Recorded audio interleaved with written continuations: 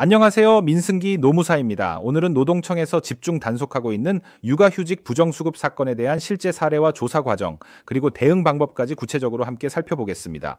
최근 고용노동부가 서울, 경기, 인천은 물론 경상권까지 범위를 넓혀 입사 1년 미만인데 출산휴가나 육아휴직을 쓴 근로자들을 집중적으로 전수조사하고 있습니다. 그 이유는 일반적으로 회사가 직원을 뽑아도 1년 정도는 업무 적응 기간으로 보기 때문에 입사한 지 몇 개월 되지도 않은 직원이 곧바로 출산휴가와 육아휴직을 연달아 쓰는 경우는 현실적으로 매우 드물기 때문입니다. 그런데도 실제로 연간 수천 건의 급여가 이런 방식으로 지급되고 있어서 노동청이 의심을 품고 단속에 나선 것입니다. 그럼 실제 사례를 통해 구체적으로 어떤 상황이 문제가 되는지 살펴보겠습니다. 인천에 거주하는 34살 A씨 사례입니다. A씨는 서울에 있는 친척의 회사에 4대 보험 가입만 해놓고 실제로는 출근한 적이 없었습니다. 그런데 입사 8개월 차에 출산휴가 90일을 사용했고 휴가가 끝나자마자 육아휴직 12개월을 연달아 사용했습니다. 이 기간 동안 A씨는 출산 전후 휴가, 급여와 육아휴직 급여로 약 2천만 원을 지급받았습니다. 그러던 중 2025년 4월 노동청에서 육아휴직 부정수급 의심조사라는 공문이 왔습니다.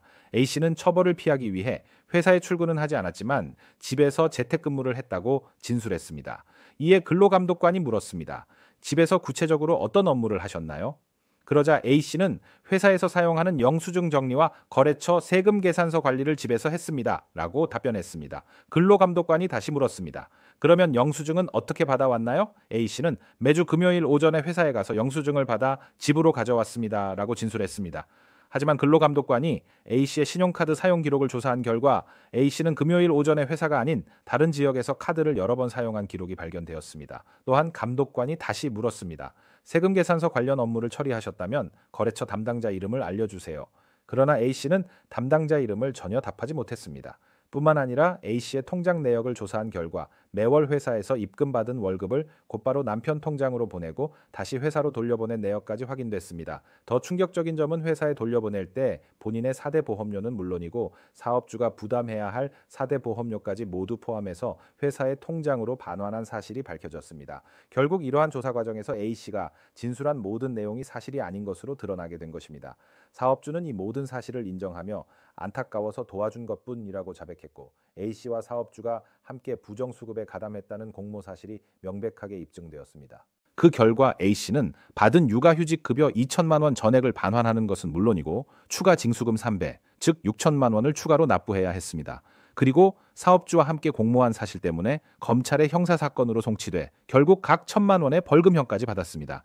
이처럼 노동청 조사는 단순히 진술만으로 넘어가지 않습니다. 신용카드 사용 내역, 출퇴근 기록, 통장 거래 내역, 업무 관련 메일과 메신저 기록 등 매우 구체적으로 증거를 수집하고 조사합니다. 만약 조금이라도 실제로 업무를 했다면 그 기록을 적극적으로 제출해야 합니다. 그리고 조사 통보를 받았을 때는 조금이라도 사실과 다르게 진술을 하게 되면 오히려 처벌 수위가 훨씬 더 높아질 수 있습니다. 이럴 때 가장 현명한 대응은 부정행위가 존재하는지 존재한다면 다음으로 공모 정황이 있는지 여부를 먼저 검토하는 것입니다. 부정행위가 존재한다면 부정수급은 피할 수가 없습니다. 이러한 경우에는 공모 정황에 대해 논리적인 진술로 처벌을 감경할 수 있는 방법을 찾는 것이 중요합니다. 이 과정에서 전문가의 도움을 받아 반성문이나 탄원서, 의견서를 작성해서 적극적으로 대응하면 처벌 수위를 크게 낮출 수 있습니다. 실제로 이렇게 적극적으로 대응한 경우 공모 혐의를 벗어나거나 공모라도 기소유예 처분을 받는 경우가 있습니다. 하지만 계속 거짓으로 대응하거나 사실을 숨기고 버티는 경우에는 벌금이 1천만 원을 넘어가거나 정식 재판으로 이어지는 경우가 많습니다. 결국 육아휴직 부정수급 문제는 무엇보다도 성실하고 빠른 대응이 가장 중요합니다. 혹시라도 의심 단계이거나 조사 대상이 되셨다면 바로 전문가에게 도움을 요청해서 정확한 대응 전략을 세우시길 강력히 권해드립니다. 오늘 제가 준비한 내용은 여기까지입니다. 감사합니다.